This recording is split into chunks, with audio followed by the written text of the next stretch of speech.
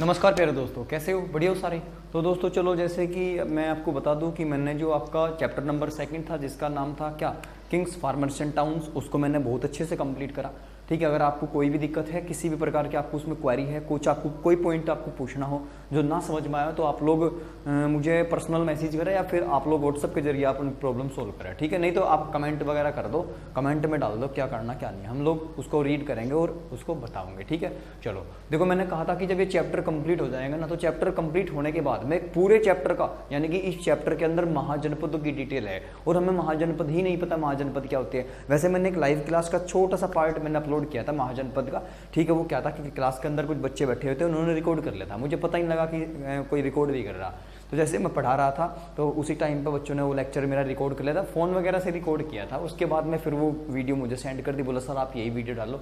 ठीक है, तो इस वजह से, और आज की जो मैं ये वीडियो दूंगा ये फुली वीडियो है और ये पूरी की पूरी डिटेल्स आपको प्रोवाइड करेगा, यानी कि महाजनपदों के बारे में पूरी डिटेल आपको बताऊंगा। ठीक है, चलो इसके बारे में हम स्टार्ट करते हैं। अगर आपकी कोई दिक्कत कोई क्वेरी है तो प्लीज़ आप उसे अपने पास लिख कर रखें, और जब हम दोबारा क्लास लेंगे तो आप उसमें हमें याद जरूर दुआएं। ठीक है, चलिए, तो यहाँ पे हेडिंग डली है आपकी इतिहास यानी कि हिस्ट्री, महाजनपद और महाजनपदाज, यानी कि महाजनपद काल के बारे में पढ़ेगा जब महाजनपद हुआ करते थे।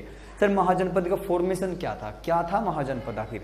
ठीक है, तो यहाँ पे लिखा हुआ है महाजनपद। महाजनपद में सबसे पहले अगर हम यूनिट की बात करें, इसके स्ट्रक्चर की बात करें कि महाजनपद कैसे बनता था। ठीक है, तो महाजनपद बनने के पीछे बहुत सारे लॉजिक्स थे और बहुत सारी छोटी छोटी चीजों को मिला के ही महाजनपदों का निर्माण हुआ। ऐसे नहीं कि था किसी भी पर्टिकुलर एरिया को महाजनपद बोलते थे। महाजनपद बनने से पहले छोटी छोटी चीजों में डिवाइड था, यानी कि छोटे छोटे पार्ट में डिवाइड था। तो हम सबसे पहले हम बात करेंगे, जैसे यहाँ पर लिखा है कुल। तो सबसे पहले आपने देखा हो गांव के अंदर कुछ कुल होते हैं, कुछ कुनबे टाइप में घर होती है, एक कुनबा, दो कुनबे, तीन कुनबे, इस तरह से होती है, यानी कि फैमिलीज जो होती है गांव के अंदर उनको हम कुल बोलते हैं। एक तरफ अगर हम बात करें तो कुल बोलते हैं हम वे 4 वर्ण जो हमारे हुआ करते थे, यानी कि ब्राह्मण, क्षत्रिय, वैश्य और शूद्र। इनको नहीं, इनको बिल्कुल भी नहीं, हमें सबसे पहले स्टार्टिंग करनी है आपकी बिल्कुल अपने ग्रामीण लेवल पे। सबसे पहले गांव के अंदर कुछ नॉर्मल फैमिलीज, ठीक है, और फैमिली कहीं के अंदर होगी, गांव के अंदर होगी, यानी कि कुल, कुछ कुल मिलकर गांव बनते हैं और कुछ गांव के बाद में विस बनती है। सर विस क्या होता है? विस बोलते हैं तहसील। ठीक है, तहसील को बोलते हैं विस, और कुछ तहसीलें मिलकर जन का निर्माण करती है। जन को बोलते हैं ब्लॉक, जन को बोलते हैं ब्लॉक, और जनपद, फिर जन मिलकर जनपद बनाओगे, जनपद को बोलते हैं डिस्ट्रिक्ट, और बहुत सारे डिस्ट्रिक्ट आपस में मिलकर क्या बनाते हैं? महाजनपद। तो ये बिल्कुल एक अच्छा सीक्वेंस है, यूपीएससी में आया क्वेश्चन है ये। ठीक है सर, महाजनपदों का सही क्रम क्या होगा? तो महाजनपदों का क्रम होगा सबसे पहले कुल के बाद गांव के बाद विश के बाद जन के बाद जनपद, और जनपद के बाद महाजनपद। ठीक है, आप लोग इसको याद रखना, ये बहुत अच्छी डिटेल से जानकारी है आपके लिए। महाजनपद क्या होते हैं, अगर कोई पूछे महाजनपद क्या थे तो कम से कम आप बता तो दोगे, और इनफैक्ट अगर आपसे नहीं बताया जाने का तो फिर आप कहीं का टीचर बनोगे। ठीक है, मेरा पर्पज ये है कि हिस्ट्री और पॉलिटी का जो मैं आपको ये वीओडी प्रोवाइड कर रहा हूँ, इसे करने के बाद आप लोग किसी भी स्कूल के अंदर, किसी भी प्राइवेट सेक्टर के अंदर, किसी भी कोचिंग इंस्टीट्यूट के अंदर आराम से इन चैप्टर्स को पढ़ा सकते हो, बहुत ही नॉर्मल और ईजी लैंग्वेज में। बहुत सारी वीडियोज मिलेगी। ठीक है, चलो आगे कंटिन्यू करते हैं। उसके बाद लिखा है महाजनपद काल। महाजनपद काल का मतलब महाजनपदों का टाइम क्या था, किस समय की बात है ये महाजनपद हुआ करते थे? तो ये थे आपके 600 बीसीई से लेकर और 600 बीसी तक। ठीक है सर, बीसीई की फुल फॉर्म क्या होती है? बीसीई की फुल नेम जो होता है वो होता है बिफोर क्राइस्ट एरा, और यहाँ पे ये होता है बिफोर क्राइस्ट। इन्होंने कहा कि 600 ईसा पूर्व से लेकर 600 ईस्वी तक। ठीक है, मैंने कहा था ना ईसा पूर्व तो उल्टी चलती है, ठीक है, और ईस्वी सीधी चलती है, जैसे 501 ईस्वी, 502 ईस्वी, 1102 ईस्वी, 1102 1103 ईस्वी, 1947, 1948, इस तरह से। तो मैंने कहा कि 600 बीसीई से लेकर 600 बीसीई से लेकर और 600 सीई तक का ये टाइमिंग था, यानी कि 600 ईसा पूर्व से लेकर और 600 ईस्वी तक का ये टाइम था। और अगर हम बात करें तो इसी टाइम के अंदर डेफिनेशन ऑफ स्टेट आया था, यानी कि हम राज्य की परिभाषा हमारे पास में आई थी। अगर हम पूछा हम किसी राज्य को, हम किसी पर्टिकुलर स्टेट को कैसे डिफाइन कर सकते हैं कि एक स्टेट है, स्टेट की डेफिनेशन कब आई थी, स्टेट की परिभाषा जो आई थी वो इसी टेन्योर में आई थी, इसी कार्यकाल, इसी पीरियड में आई थी जब महाजनपद हुआ करते थे। महाजनपदों के निर्माण, महाजनपदों के फॉर्मेशन से ही हमें डेफिनेशन ऑफ स्टेट पता लगा कि स्टेट क्या होते हैं, किस चीज को हम स्टेट बोलते हैं, ये सारी चीजें। उसके बाद नेक्स्ट लिखा है सोर्सेज ऑफ महाजनपदास। महाजनपदों की जानकारी कहां से मिलती है कि महाजनपद हुआ करते थे? ठीक है, देखो वैसे तो आपको वेदों से भी जानकारी मिलती है कि महाजनपद थे, लेकिन यहाँ पे महाजनपदों के बारे में जो डिटेल से जानकारी प्राप्त हुई उनके बारे में यहाँ पे आपके 3 प्रकार के टेक्स्ट है। नंबर फर्स्ट जो आपका टेक्स्ट है वो है अंगुत्तर निकाय। अंगुत्तर निकाय जो टेक्स्ट है ये जैन ग्रंथ है एक, ठीक है, जो जैन धर्म होता है, जैन धर्म के मानने वालों का एक ग्रंथ है, जैन ग्रंथ है, जैन ग्रंथ है आपका अंगुत्तर निकाय। और अंगुत्तर निकाय के अंतर्गत ऐसा बताया गया कि इसके अंदर महाजनपदों की जानकारी है। अंगुत्तर निकाय जो है महाजनपदों की जानकारी देता है। और अंगुत्तर निकाय के अकॉर्डिंग कितने महाजनपद हुआ करते थे, तो 16 महाजनपद हुआ करते थे अंगुत्तर निकाय के अकॉर्डिंग। उसके बाद में दूसरा टेक्स्ट है भगवती सूत्र। भगवती सूत्र की अगर बात करें तो ये एक जैनिज्म टेक्स्ट है, यानी कि एक जैन ग्रंथ है, ठीक है। और जैन ग्रंथ कौन सा है, भगवती सूत्र। और भगवती सूत्र के अकॉर्डिंग जो महाजनपद बताए गए वो भी कितने, वो भी 16 महाजनपद बताए गए, ठीक है, 16 महाजनपद बताए गए। उसके बाद में नेक्स्ट है क्या, नेक्स्ट है आपका अष्टाध्यायी। अष्टाध्यायी आपने सुनी होगी, एक किताब है, ठीक है, अष्टाध्यायी। अष्टाध्यायी एक बुक है जिसको लिखा गया था, जिसके किसके द्वारा, महर्षि हुए थे एक पाणिनि नाम के, ठीक है, पाणिनि नाम के एक महर्षि थे, उनके द्वारा अष्टाध्यायी को लिखा गया था। 8 अध्यायों का संग्रह अष्टाध्यायी महर्षि पाणिनि के द्वारा लिखा गया था। आपकी जो हिंदी व्याकरण है वो इसी की जननी है, ठीक है। यानी कि हिंदी व्याकरण कहां से आई, हिंदी व्याकरण अष्टाध्यायी नामक किताब से निकल कर आई। हिंदी की जो व्याकरण है, ठीक है, एक तो हिंदी फर्स्ट होती है, एक हिंदी सेकंड होती है। तो हिंदी सेकंड जो व्याकरण होती है ना हिंदी की व्याकरण कहां से आई सर, तो इसी किताब से निकल कर आई अष्टाध्यायी। और ये राइट किसके द्वारा की गई थी, यानी कि रिटन बाई आचार्य पाणिनि के द्वारा ये लिखी गई थी। और अगर हम अष्टाध्यायी के अकॉर्डिंग बात करें तो इसमें कितने महाजनपदों का उल्लेख मिलता है, तो इसके अंदर आपके 22 यानी कि 22 महाजनपदों का उल्लेख मिलता है। अष्टाध्यायी बताती है कि 22 महाजनपद हुआ करते थे। और आपका अंगुत्तर निकाय और भगवती सूत्र बताता है कि 16 महाजनपद हुआ करते थे, ठीक है। सर किसकी बात मानना है किसकी नहीं वो जरूरी नहीं है, आप लोग केवल और केवल जानकारी पता करें, आपको साइंटिस्ट नहीं बनना है, ठीक है। आपको ध्यान रखना, आपको केवल और केवल इतना ही करना है कि अंगुत्तर निकाय के अकॉर्डिंग कितने बताए गए थे, भगवती सूत्र के अंदर कितने महाजनपद है, और जो अष्टाध्यायी है उसके अंदर कितनों का जिक्र है, ठीक है, 22। ध्यान रखना, अष्टाध्यायी 22। अष्टाध्यायी को लिखा किसने था, आचार्य पाणिनि के द्वारा अष्टाध्यायी को लिखा गया था। उसके बाद इन्होंने कहा कि टोटल महाजनपद कितने थे सर, तो टोटल 16 महाजनपद हुआ करते थे। 16 महाजनपद थे, 16 महाजनपद थे। और 16 महाजनपद में 14 महाजनपद यानी कि 14 महाजनपद जो हुआ करते थे वो मोनार्कियल हुआ करते थे। मोनार्कियल का मतलब वहां पर राजशाही शासन था, राजाओं की सत्ता थी, वहां पर राजा शासन करते थे। और जो 2 महाजनपद हुए, इन 2 महाजनपदों के अंदर रिपब्लिक सिस्टम हुआ करता था, यानी कि ये लोकतंत्र स्थान थे, ठीक है, लोकतंत्र। तो आपसे पूछा जाएगा कि वर्ल्ड में सबसे पहले ऐसे स्थान जो लोकतंत्र यानी कि रिपब्लिक हुआ करते थे, वर्ल्ड में सबसे पहले रिपब्लिक होने का मतलब है जहां पे चुनाव होते हो, जहां पे इलेक्शन प्रोसीजर कंप्लीट होती हो। सर इलेक्शन तो अभी होना शुरू हुआ 19th सेंचुरी में, 18th सेंचुरी में, लेकिन ऐसा नहीं है। संसार यानी कि वर्ल्ड के सबसे पुराने ऐसे स्थान जहां पे वोटिंग होते हो, जहां इलेक्शन होते हो, ठीक है, वो हमारे इंडिया के अंदर ही थे। महाजनपद हुआ करते थे हमारे 2, एक का नाम था वज्जी महाजनपद, एक का नाम था मल्ल महाजनपद। तो वज्जी और मल्ल महाजनपद दोनों के दोनों रिपब्लिक महाजनपद हुआ करते थे। इनके अंदर लोकतंत्र कायम था। यहाँ पे जो ये लोग थे ये वोटिंग वगैरह डालते थे, यानी कि इलेक्शन यानी कि निर्वाचन जो चुनाव थे, चुनाव प्रक्रिया पूर्ण होती थी यहाँ पे। अब हम बात करेंगे कि सर यहाँ पे जो मतलब वोटिंग यानी कि चुनाव कराने की जो प्रक्रिया थी वो किसके द्वारा शुरू गई थी, तो मैं आपको बता दूं कि जो वज्जी है ना, वज्जी, तो यहाँ पे लिखा हुआ है 16 महाजनपद में से 14 महाजनपद आपके मोनार्क हुआ करते थे, राजतंत्र, और 2 महाजनपद आपके लोकतंत्र हुआ करते थे। और ये 2 कौन से थे, ये थे वज्जी और मल्ल महाजनपद, ये थे आपके। अगर मैं आपकी बात करूं वज्जी की, तो वज्जी महाजनपद की राजधानी हुआ करती थी। देखो वैसे तो जितने भी महाजनपद है 16 के 16 महाजनपद है, 16 महाजनपदों की राजधानी हुआ करती थी। और सारी की सारी राजधानियां नदियों के किनारे ही बसा करती थी, ठीक है, ध्यान रखना। ये भी नदियों के किनारे क्यों बसा करती थी, एक तो जो सोर्स ऑफ वाटर है वो पूरा मिलेगा, ठीक है, एक सेकेंड,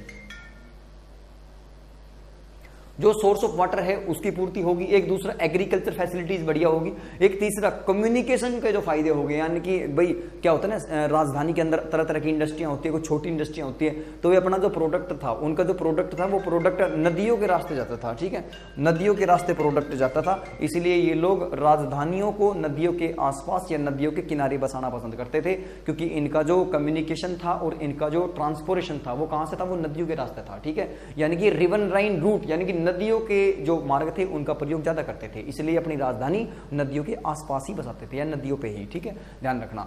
उसके बाद मैंने कहा आपको कि जो वज्जी महाजनपद है, वज्जी महाजनपद की राजधानी हुआ करती थी वैशाली, और वैशाली के अंदर एक डायनेस्टी, एक वंश शासन करता था जिसका नाम था लिच्छवी वंश। ठीक है, लिच्छवी वंश। तो वज्जी की राजधानी थी वैशाली, वैशाली के अंदर जो लिच्छवी वंश था, लिच्छवी वंश के शासकों ने ही सबसे पहले, ठीक है, रिपब्लिकन सिस्टम को स्टार्ट किया था, यानी कि इलेक्शन प्रोसीजर स्टार्ट की थी। तो ध्यान रखना, भारत में सबसे पहले इलेक्शन यानी कि चुनाव किसके द्वारा संपन्न कराए गए थे? तो चुनाव कराने की जो प्रक्रिया है वो वज्जी महाजनपद की राजधानी वैशाली के अंदर थी, और वैशाली के अंदर लिच्छवी वंश के जो शासक थे, लिच्छवी डायनेस्टी, लिच्छवी वंश के शासक थे, उनके द्वारा शुरू किया गया था। ठीक है, चलिए उसके बाद मैंने कहा कि 16 महाजनपद है, प्रत्येक महाजनपद की इंडिविजुअल कैपिटल हुआ करती थी। महाजनपदों की दो राजधानी भी हुआ करती थी, एक महाजनपद की 2 राजधानी, एक नॉर्थ कैपिटल, एक साउथ कैपिटल, इस तरह से भी हुआ करती थी।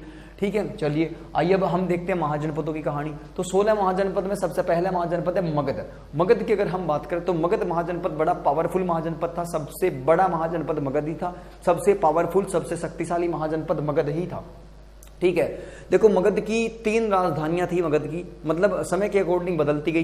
तो मगध जो थी, मगध पे पहले तो मैं बता दूं कि मगध पे जो शासन किया, मगध पे 4 अलग अलग वंशों ने शासन किया। मगध महाजनपद सर कहाँ है? ये मगध के अंदर आता है, आपका सबसे बड़ा महाजनपद है। मगध के अंदर आपका आता है पूर्वी उत्तर प्रदेश, पूरा का पूरा बिहार, पूरा झारखंड और पूरा बंगाल। ठीक है, ये जो है ये आपका मगध का एरिया था, इतना बड़ा एरिया था मगध का। तो मगध सबसे बड़ा था, सबसे पावरफुल भी था मगध साम्राज्य, मगध महाजनपद। और मगध के अंदर चार वंश थे मगध पे जिन्होंने शासन किया था, और चारों वंश कौन कौन से थे इसकी ट्रिक लिख लो। मगध सबसे बड़ा महाजनपद था, 4 अलग अलग वंशों के द्वारा मगध पे शासन किया गया था। और ये वंश कौन कौन से थे तो यहीं पर लिख देता हूं मैं, HSNM, हसना मना है। ठीक है, हसना मना है। H का मतलब हरियंक वंश, H का मतलब हरियंक वंश, S का मतलब शिशुनाग वंश, N का मतलब नंद वंश, और M का मतलब मौर्य वंश। मौर्य वंश जो आप इस चैप्टर के अंदर पढ़ोगे वो भी कहां शासन कर रहा था? वो भी मगध पे ही शासन कर रहा था। यानी कि हरियंक डायनेस्टी, शिशुनाग डायनेस्टी, नंद डायनेस्टी और मौर्य डायनेस्टी, ये 4 वंश थे, ये 4 वंश थे जिनका मगध पर शासन था। ध्यान रखना, आपसे पूछा जाएगा कि मगध पर कितने वंशों के द्वारा शासन किया गया? तो मगध पे 4 वंशों के द्वारा शासन किया गया था।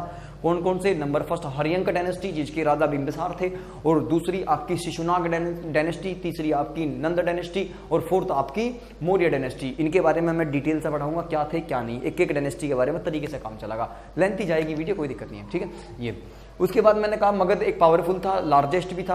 मगध किस लिए फेमस था? मगध लोहो एस्को के लिए फेमस था, यानी कि आयरन रिसोर्स था इसके पास में बहुत बड़ा। तो मगध के पास आयरन रिसोर्स था, मगध के पास में जो था मेटल्स थे बहुत सारे, और मगध के पास में नेचुरल वेजिटेशन थी, तरह तरह की पेड़ पत्ते थे, यानी कि तरह तरह की वनस्पतियां थी। और मगध हाथियों के लिए भी फेमस था, फेमस फॉर एलिफेंट्स, इनके लिए भी फेमस था। और हाथी सर क्यों? क्योंकि हाथी आर्मी का एक इंपोर्टेंट पार्ट माना जाता है। ठीक है, युद्ध जो होते हैं, युद्धों के अंदर हाथियों को लेकर जाया जाता था, विशालकाय जानवर है। ठीक है, ये हाथियों का प्रयोग युद्ध में किया जाता था, तो ये आर्मी का एक पार्ट था, इसीलिए हाथियों के लिए प्रसिद्ध था मगध। अब समझ गए ना मगध क्यों फेमस था? मगध बड़ा था, क्लासिकल था और पावरफुल था। और पावरफुल कहीं में यानी कि जो रिसोर्सेज है ना, रिसोर्सेज यानी कि रिच ऑफ रिसोर्स यानी कि संसाधनों में भी बहुत ज्यादा ये क्या था? धनी था। उसके बाद दूसरा है आपका अंग महाजनपद की अगर बात करें, अंग महाजनपद तो इसकी राजधानी हुआ करती थी चंपा। अंग महाजनपद की राजधानी चंपा हुआ करती थी, और चंपा राजधानी किस नदी के किनारे थी? एक मालनी नदी है, मालनी नदी के किनारे ये राजधानी बसी हुई थी। कौन सी? चंपा। और चंपा किसकी राजधानी थी? अंग महाजनपद की राजधानी हुआ करती थी। उसके बाद तीसरा महाजनपद है आपका कोसल महाजनपद। कोसल महाजनपद की अगर बात करें, कोसल वही अयोध्या वाला जो एरिया है उसी को कोसल बोलते हैं आज के टाइम पे। तो यहाँ पे लिखा हुआ है कोसल की 2 राजधानी थी। कोसल जो महाजनपद है इसकी 2 राजधानी थी। इसकी नॉर्थ कैपिटल साकेत हुआ करती थी, नॉर्थ कैपिटल साकेत, और अयोध्या का ही पुराना नाम साकेत है। ठीक है, जो अयोध्या है ना, रामनगरी अयोध्या का पुराना नाम साकेत है, ध्यान रखना। अयोध्या का पुराना नाम साकेत है, और अयोध्या का नया नाम क्या है? फैजाबाद है। तो अगर आपसे पूछे कि अयोध्या कहाँ है सर, अयोध्या कहाँ है? अयोध्या जो है वो उत्तर प्रदेश में है। उत्तर प्रदेश का एक डिस्ट्रिक्ट है जिसका नाम है फैजाबाद जिला, फैजाबाद डिस्ट्रिक्ट में अयोध्या है। ठीक है, और अभी ध्यान रखना अयोध्या का पुराना नाम साकेत है, और अयोध्या का नया नाम रामनगरी भी है। ठीक है, ये ध्यान रखना। और अगर फैजाबाद की बात करें, फैजाबाद जिले में है ना अयोध्या, तो फैजाबाद कहीं के लिए प्रसिद्ध है? तो फैजाबाद जिला उत्तर प्रदेश का कांच के लिए प्रसिद्ध है, यानी कि बेंगल्स का मतलब चूड़ियां बनती है, कांच के सामान बनते हैं, तो कांच के लिए फेमस है अयोध्या बहुत ज्यादा। फैजाबाद। उसके बाद नॉर्थ कैपिटल इनकी साकेत हुआ करती थी और साउथ कैपिटल इनकी श्रावस्ती हुआ करती थी। नोट करते रहना, इंपॉर्टेंट जानकारी है, नहीं तो बाद में स्क्रीनशॉट ले लियो। बाद में देखो मैं साथ साथ बता रहा तो बहुत सारी चीजें बताऊंगा, ठीक है। ये तो दो कैपिटल थी, नॉर्थ कैपिटल साकेत थी और साउथ कैपिटल श्रावस्ती थी, ठीक है। ये उसके बाद में नेक्स्ट की अगर हम बात करें, ठीक है भाई, दोनों के दोनों उत्तर प्रदेश में है, ठीक है। ये और फोर्थ है अवंती। सर अब एक अलग क्वेश्चन बनेगा कि 16 महाजनपद में से कितने महाजनपद उत्तर प्रदेश में थे। तो मैं आपको बता दूं 16 महाजनपद जो थे, 16 महाजनपद में से 8 महाजनपद जो थे ये अकेले यूपी में थे, उत्तर प्रदेश में। अब देख लो उत्तर प्रदेश कितना बड़ा होगा, ठीक है। 16 में से 8 महाजनपद अकेले उत्तर प्रदेश में थे, ठीक है, अकेले उत्तर प्रदेश में। नेक्स्ट है अवंती महाजनपद। अवंती की जो लोकेशन है वो मध्य प्रदेश के अंदर है, मध्य एमपी के अंदर, मिडिल प्रोविंस के अंदर, मध्य प्रदेश के अंदर। तो अवंती की भी 2 राजधानियां हुआ करती थी। अवंती की 2 राजधानी थी। इसकी जो नॉर्थ कैपिटल हुआ करती थी वो उज्जैन हुआ करती थी, उज्जैन। और उज्जैन आपने सुना होगा, उज्जैन किस रिवर के किनारे है? उज्जैन शिप्रा रिवर के, जो क्षिप्रा नदी है, क्षिप्रा नदी के किनारे है उज्जैन। और उज्जैन में ही महाकाल मंदिर है, ठीक है। आपने सुना होगा विकास दुबे। विकास दुबे एक उत्तर प्रदेश का बहुत ही नामी बदमाश था, ठीक है, जो एनकाउंटर में ढेर हुआ था। लेकिन विकास दुबे को अरेस्ट किया गया था, कहां से? मध्य प्रदेश के उज्जैन शहर से और महाकाल मंदिर से, ठीक है। बहुत फेमस मंदिर है उज्जैन के अंदर, महाकाल मंदिर। तो उज्जैन किसकी थी? अवंती की नॉर्थ कैपिटल उज्जैन हुआ करती थी, शिप्रा नदी के किनारे थी, शिप्रा, ठीक है।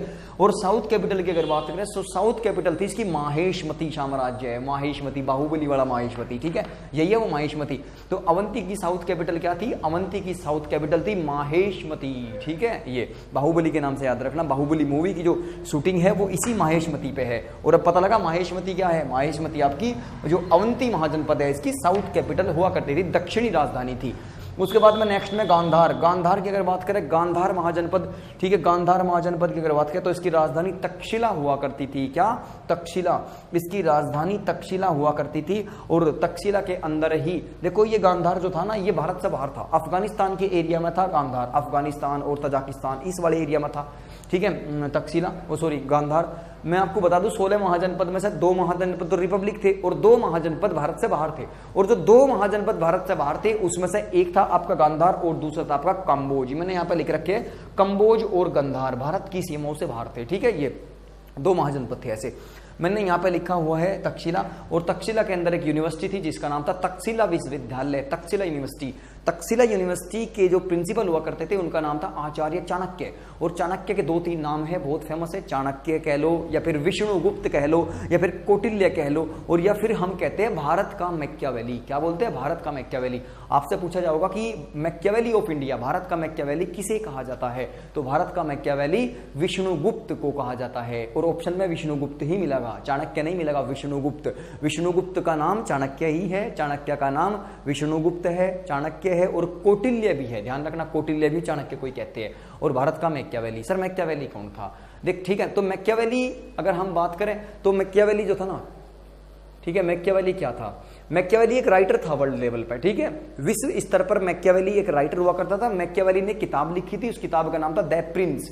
और द प्रिंस नाम की जो पुस्तक थी, इस पुस्तक के अंदर राजाओं के बारे में लिखा गया था कि राजा अपने साम्राज्य के अंदर किस तरह से एडमिनिस्ट्रेशन चलाते हैं, किस तरह से अपनी जो जनता है उनको मतलब सार्वजनिक सुविधाएं देते हैं, पब्लिक फैसिलिटीज देते हैं। ये सारी चीजें जो मैकियावेली था उसने द प्रिंस नाम की किताब में लिखी थी। इसी तरह जैसे मैकियावेली ने अपनी किताब लिखी थी द प्रिंस, तो इसी तरह से आचार्य चाणक्य के द्वारा भी एक किताब लिखी गई थी जिसका नाम था अर्थशास्त्र। अर्थशास्त्र के अंदर जो पाटलिपुत्र है, पाटलिपुत्र का साम्राज्य के बारे में लिखा गया था कि पाटलिपुत्र का जो साम्राज्य है वो कैसा है, ठीक है। पाटलिपुत्र के साम्राज्य का जो शासन प्रशासन था, पाटलिपुत्र के अंदर जो राजा है वो कैसे शासन करते हैं, कैसे उनके राजा है, कैसे उनकी प्रजा है, कैसे उनके प्रशासनिक कार्य थे, तो उन सभी के बारे में कि कई में लिखा गया अर्थशास्त्र। अर्थशास्त्र किसकी पुस्तक है? आचार्य चाणक्य की। चाणक्य के 3-4 नाम बताओ, चाणक्य, विष्णुगुप्त, कौटिल्य, भारत का मैकियावेली। अब मैंने बता दिया मैकियावेली कौन था, सर बता दिया, राइटर था। मैकियावेली की पुस्तक का नाम, मैकियावेली की पुस्तक जो थी उसका नाम था द प्रिंस, ठीक है। ये चलो, उसके बाद में नेक्स्ट है गांधार। मैंने बताया गांधार की जो राजधानी थी, कैपिटल थी, वो तक्षशिला थी। उसके बाद में नेक्स्ट है काशी।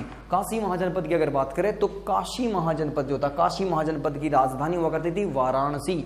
और वाराणसी में एक राजा हुआ करते थे जिनका नाम था राजा अश्वसेन। राजा अश्वसेन के पुत्र थे पार्श्वनाथ। राजा अश्वसेन के पुत्र हुए थे पार्श्वनाथ। सर पार्श्वनाथ कौन थे पार्श्वनाथ? तो आपने जैन धर्म सुना होगा, जैन धर्म के 24 तीर्थंकर हुए, जैन धर्म के 24 तीर्थंकर यानी सक्सेसर जैन धर्म के 24 तीर्थंकर हुए। सबसे पहले जो तीर्थंकर हुए जिनका नाम था भगवान ऋषभदेव, भगवान ऋषभदेव सबसे पहले भगवान ऋषभदेव, और 23वें नंबर के तीर्थंकर थे पार्श्वनाथ, और 24वें यानी कि सबसे लास्ट जो तीर्थंकर हुए जिनका नाम था भगवान महावीर स्वामी। ठीक है, याद रखना ये चीज।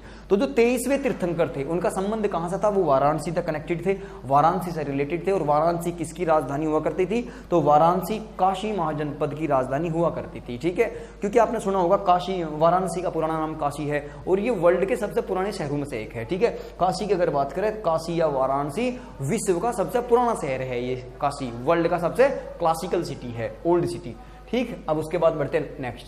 7वां महाजनपद है पांचाल महाजनपद।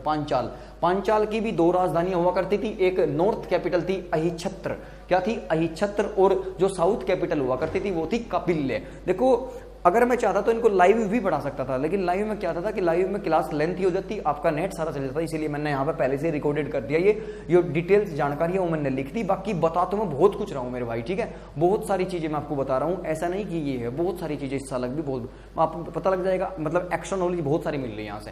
ठीक है, ये मतलब बहुत सारी बात आपके बोर्ड में मेंशन भी नहीं है, और जब बोर्ड में मेंशन नहीं है तो मैं बस अपने पास से बता रहा। ठीक है, वे सारे पॉइंट्स आप लोग लिखते चले जावे, ठीक। उसके बाद नेक्स्ट है वज्जी महाजनपद। अगर वज्जी महाजनपद की बात करें तो मैंने कहा ना कि वर्ल्ड के सबसे पहले रिपब्लिकन एरिया वज्जी और मल्ल महाजनपद, और यही वही वज्जी है, वज्जी महाजनपद। और वज्जी की राजधानी वैशाली हुआ करती थी, और वैशाली के अंदर कौन सा वंश था? लिच्छवी वंश, लिच्छवी डायनेस्टी। और इन्होंने ही सबसे पहले रिपब्लिकन सिस्टम यानी कि लोकतंत्र को स्थापित किया था, और इन्होंने ही जो चुनाव कराने की प्रक्रिया है यानी कि द प्रोसीजर ऑफ इलेक्शन वो इन्होंने सक्सेस करी थी। ठीक है, उसके बाद यहाँ पे ब्रैकेट में लिखा हुआ था मैंने, देखो आम्रपाली का संबंध। आपने न्यूज मतलब एक सीरियल वगैरह भी आता था आम्रपाली। ठीक है, वैशाली की पुत्र वधु बनने का सपना। ठीक है, इस तरह से। और एक सीरियल था ये आम्रपाली का। आम्रपाली की स्टोरी किसी दिन डिटेल में बताऊंगा, क्या थी आम्रपाली की बायोग्राफी वो अलग से बताऊंगा। लेकिन आम्रपाली जो थी एक बहुत सुंदर कन्या थी, बहुत सुंदर, ये तो कहते हैं मॉडर्न टाइप में बिल्कुल एकदम। ठीक है, आज की कटरीना और ये करीना परीना सब फैल है उसके सामने। ठीक है, कुछ भी नहीं, ये तो कुछ भी नहीं है, ये तो इसके ये कह दो कि उसके कदमों की धूल भी नहीं है, इतनी सुंदर थी आम्रपाली। तो पूछा जाएगा आम्रपाली का संबंध किस महाजनपद से है? तो आम्रपाली का संबंध वज्जी महाजनपद से है, और वज्जी की राजधानी वैशाली है, और वैशाली में ही थी आपकी आम्रपाली। ठीक है, आम्रपाली के साथ में जो विवाह हुआ था वो बिंबसार का विवाह हुआ था। बिंबसार और राजा बिंबसार हर्यंक वंश के शासक थे। मैंने यहाँ पढ़ा कि मगध पे 4 वंशों ने शासन किया, सबसे पहला ही था हर्यंक डायनेस्टी, हर्यंक वंश। हर्यंक वंश के जो फाउंडर थे, जो उसके स्थापत्य थे, उनका नाम था क्या? राजा बिंबसार। और बिंबसार की शादी हुई थी आम्रपाली के साथ। आम्रपाली और राजा बिंबसार से एक पुत्र पैदा हुआ था जिसका नाम था जीवक। और जीवक का नाम आपने सुना होगा, मेडिकल साइंस में सबसे सर्वोपरि है जीवक का नाम।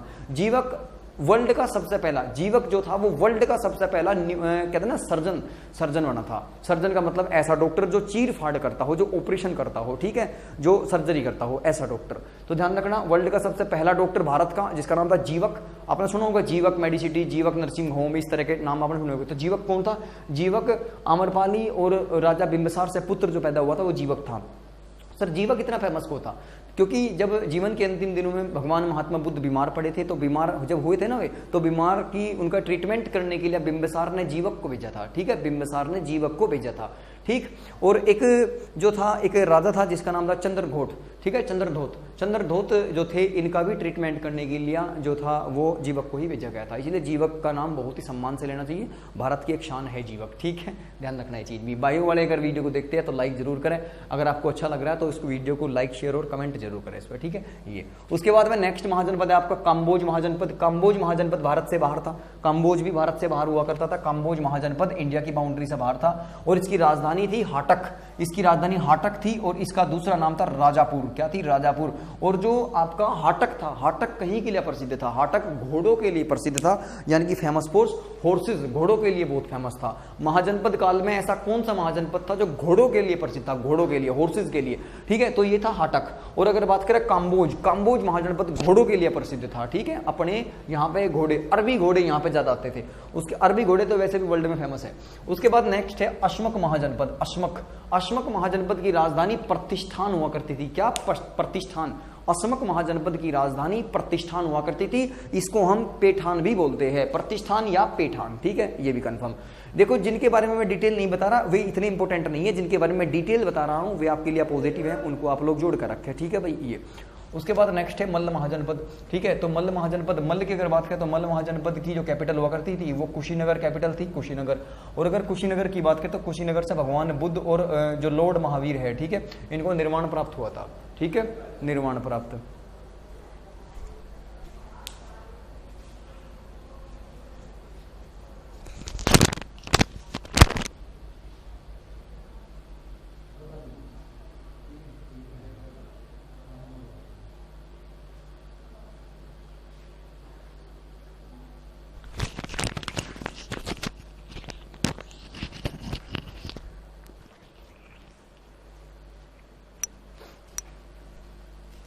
देखो भाई, ठीक है, सॉरी फॉर डिस्टर्बेंस। अब मैंने कहा कि मल्ल महाजनपद जो है, मल्ल महाजनपद की कैपिटल हुआ करती थी कुशीनगर, और कुशीनगर में ही, ठीक है, मल्ल महाजनपद की राजधानी थी कुशीनगर। और कुशीनगर में, कुशीनगर किस लिए प्रसिद्ध है? कुशीनगर इसीलिए प्रसिद्ध है कि कुशीनगर भगवान बुद्ध और भगवान महावीर स्वामी को निर्वाण प्राप्त हुआ था, यानी कि यहाँ इन्होंने अपने प्राण त्यागे थे, ठीक है, ये ध्यान रखना। मैंने लिखा हुआ है जो भगवान बुद्ध है, भगवान बुद्ध को कुशीनगर में निर्वाण प्राप्त हुआ था, और जो भगवान महावीर स्वामी है इनको पावापुरी के अंदर निर्वाण प्राप्त हुआ था। सर निर्वाण क्या हो? निर्वाण होता है जीवन का अंतिम सफर, ठीक है, ये। और उसके बाद नेक्स्ट है, नेक्स्ट महाजनपद है सूरसेन महाजनपद। सूरसेन महाजनपद जिसकी कैपिटल मथुरा हुआ करती थी, सूरसेन महाजनपद जिसकी कैपिटल मथुरा हुआ करती थी। नेक्स्ट है मत्स्य महाजनपद, मत्स्य महाजनपद जिसकी राजधानी विराटनगर हुआ करती थी, ठीक है, मत्स्य महाजनपद जिसकी राजधानी विराटनगर हुआ करती थी। नेक्स्ट कुरु महाजनपद, कुरु, तो कुरु महाजनपद जो था, कुरु की जो राजधानी थी वो इंद्रप्रस्थ हुआ करती थी, इंद्रप्रस्थ। और आपको पता होगा फॉर मोर काइंड इंफॉर्मेशन कि दिल्ली का पुराना नाम इंद्रप्रस्थ है, दिल्ली का पुराना नाम इंद्रप्रस्थ है, ठीक है, ध्यान रखना। अगर पूछा कि सर दिल्ली के जो फाउंडर है वो कौन है, दिल्ली के फाउंडर, अगर दिल्ली के फाउंडर की बात करें तो वो है आनंदपाल सिंह तोमर, ठीक है, ध्यान रखना। तोमर वंश का शासक था आनंदपाल सिंह तोमर, वही दिल्ली के क्या है, दिल्ली के संस्थापक है, ध्यान रखना। दिल्ली के वास्तविक संस्थापक कौन है? तो दिल्ली के वास्तविक संस्थापक आनंदपाल सिंह तोमर है, ठीक है, तोमर डायनेस्टी से बिलोंग करते हैं, ध्यान रखना ये चीज भी। और दिल्ली का पुराना नाम इंद्रप्रस्थ है। और दिल्ली को राजधानी कब बनाया गया था? तो दिल्ली को राजधानी बनाया गया था 1911 के दिसंबर में, ठीक है, 1911 दिसंबर में कैपिटल बना दिया था।